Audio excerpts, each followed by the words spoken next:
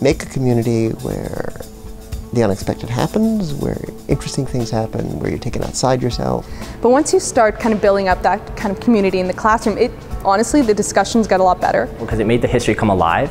It wasn't just learning about the Spanish Armada, but you were waging war and coming up with battle strategies. I think what his class really pushed us was to get creative, because legal history can be dull, but he really made us breathe life into it. Students will come to class eager to learn if they have someone at the front of the class who's excited and enthusiastic about what she's teaching. Here we got practice and theory sort of coming together, and Alison was facilitating a group of 200 kids. She always opens the class with, "How did you like the book?" And if she knows we're not going to like the book, she usually says, "I don't like it either."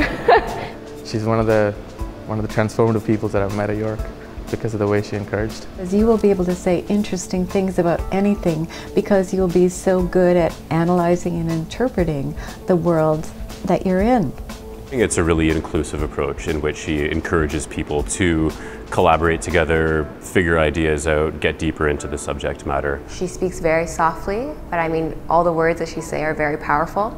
I love teaching. I love classroom teaching. I love the research that comes out of my teaching. It's okay to be happy about, to come to school and to enjoy being in a classroom and to enjoy sharing ideas with colleagues. The answer is really a question of attitude.